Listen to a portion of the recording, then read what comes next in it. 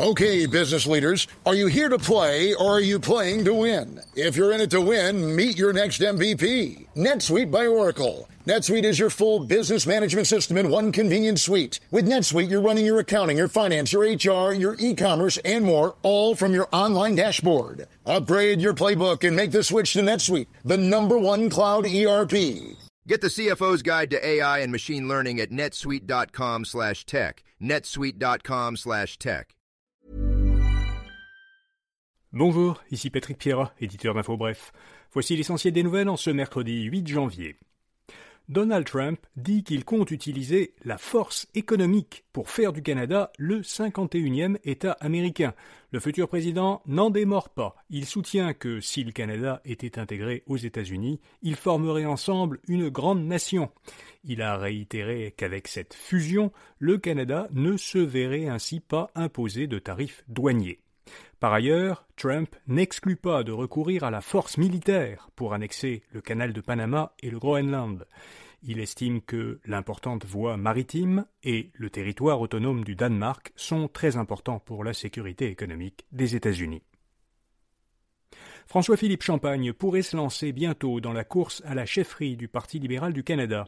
Le ministre fédéral de l'Innovation, des Sciences et de l'Industrie a dit à plusieurs médias qu'il songeait très sérieusement à se porter candidat en vue de remplacer Justin Trudeau à la tête du PLC. François-Philippe Champagne était avocat d'affaires avant d'entrer en politique. Il a ensuite été ministre du Commerce international, de l'infrastructure et des Affaires étrangères. Champagne a été sollicité par le Parti libéral du Québec, mais il a indiqué qu'il souhaitait plutôt défendre les intérêts du Québec à Ottawa. La hausse d'imposition sur les gains en capital reste en vigueur pour l'instant. L'Agence du revenu du Canada appliquera jusqu'à nouvel ordre le nouveau taux d'inclusion qui a été annoncé l'an dernier par le gouvernement fédéral.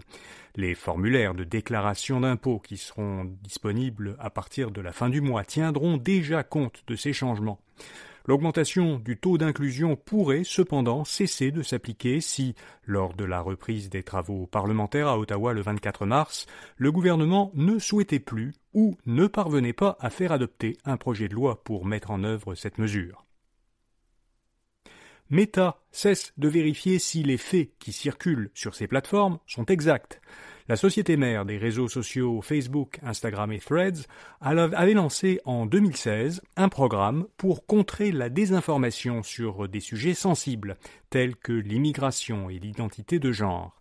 Ce programme sera remplacé, d'abord aux États-Unis, par des notes que vont placer ses utilisateurs, un système qui est similaire, un système communautaire qui est similaire à celui du réseau X.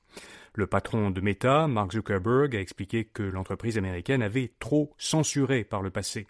Il a reconnu que le retour de Donald Trump à la Maison-Blanche avait joué un rôle dans cette réorientation. Lion Electric a l'intention de délaisser la fabrication de camions pour se recentrer sur les autobus électriques.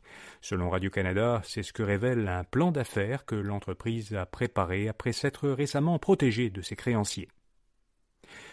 David's Tea suscite un certain engouement en bourse. L'entreprise montréalaise avait quitté le Nasdaq pour la bourse de croissance TSX il y a près de 2 ans parce que la valeur de son action était devenue trop basse. Eh bien, plus récemment, les ventes trimestrielles de l'entreprise ont recommencé à augmenter et la valeur de l'action a doublé depuis fin décembre.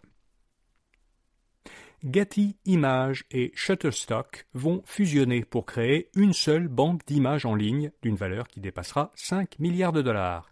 Cette fusion survient dans un contexte où les appareils photo de téléphone cellulaire et plus récemment l'intelligence artificielle ont chamboulé le marché de la création de photos. Nvidia dévoile une puce pour les jeux vidéo qui exploitent l'intelligence artificielle. Le fabricant américain de semi-conducteurs, qui se concentre maintenant sur le développement de puces électroniques destinées aux centres de données pour l'IA, n'a pas délaissé le secteur du jeu vidéo qui a fait naître la société. L'entreprise a dévoilé au Consumer Electronics Show à Las Vegas une nouvelle génération de puces conçues pour les ordinateurs de jeux vidéo. Cette génération, baptisée RTX 50, utilise une fonction d'intelligence artificielle pour améliorer la rapidité et les graphiques des jeux. Les premiers ordinateurs équipés de ces puces arriveront sur le marché en mars. Voilà, vous savez l'essentiel. Bonne journée et à demain matin. If you're a maintenance supervisor for a commercial property, you've had to deal with everything from leaky faucets to flickering light bulbs. But nothing's worse than that ancient boiler that's lived in the building since the day it was built, 50 years ago. It's enough to make anyone lose their cool. That's where Grainger comes in. With industrial-grade products and dependable fast delivery, Grainger can help with any challenge. From worn-out components to everyday necessities. Call, click Grainger.com, or just stop by. Grainger, for the ones who get it done.